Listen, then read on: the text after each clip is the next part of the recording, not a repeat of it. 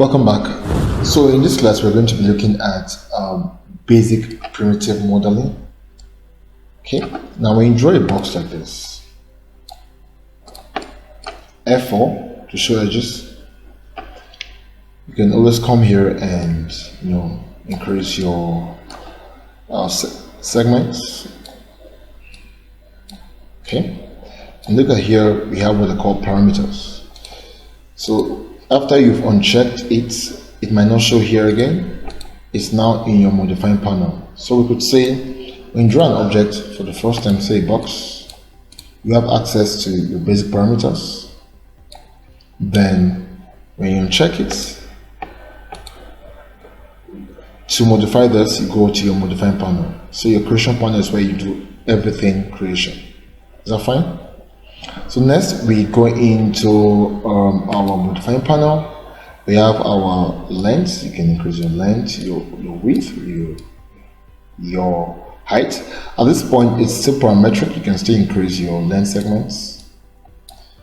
Okay, so let's bring this to right click, increase. When you right click, it goes to the minimum. So let's say I bump this up. Once I right click, it goes to 0.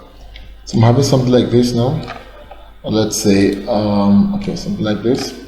When I right click and I go to convert to edit poly or mesh or poly most of the times, what this does is that it loses its parametric qualities.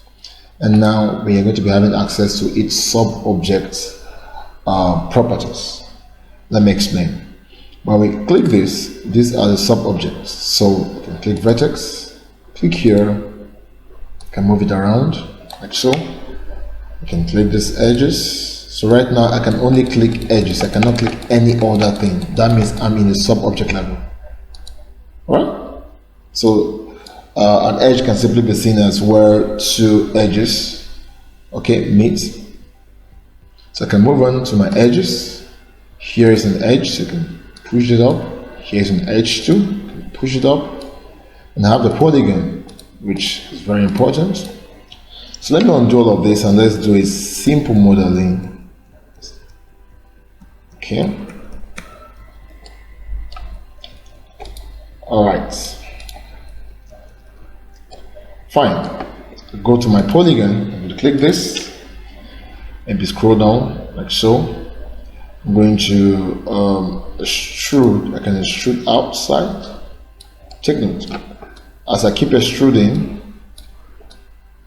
it's creating more vertices, as you can see, creating more edges. Okay, as you can see. So let me undo that. So if I don't want to create so much of those edges and vertex, when I extrude, come to polygon, when I extrude, I uncheck this, and I can then move this to where I want to stop. So let's check other edit polygons options. I can insert. What does insert do? Create this. I can then extrude in again, inside. Of course, I can insert again. Maybe this time extrude outside. Okay. This time I'm going to still insert, but most especially, instead of using my extrude, I'm going to use the bevel. The bevel is like your extrude and insert at the same time. When I extrude, I remove my hand from my left mouse button, and then I can drag inside. Just move the mouse, and then I'm getting more like this effects. I click, and then extrude outside again. Okay, and sets, and maybe bevel. So go in. So instead of stopping here like before for extrude, I can then drag to create this. This is what I've created by accessing the sub-object level. I did not have anything in mind when I was trying to create this, but by looking at this, maybe a flash or something, I don't know. So at this level, I could still click my polygon and have access to all of this. And these are polygons. Be careful, don't move them except when you want to. Now, polygon is a place where it's a surface created when when 3 or more edges, okay, decide to form an enclosed space. Okay, here is 4, so you can see all these are polygon. I can still move them here and there, move them upward like so, basically. So most of the times we're going to be using our edit poly. So when you draw an object, you have let's say sphere. At first you have all your parameters, so I can hit my W and go to my modify panel. I'm still having my parameters here, okay, radius, segment, hemisphere, slice, base, and so on and so forth. So these are my should I call them, yeah, parameters. So that means this is still parametric.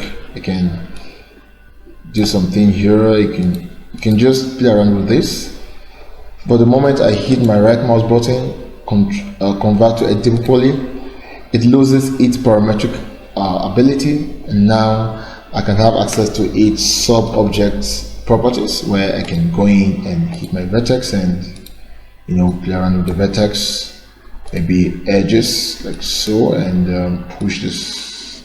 I just double click. When you double click, you can select a loop of connected edges. So I can just double click this, and guess what, it's there, and so on and so forth.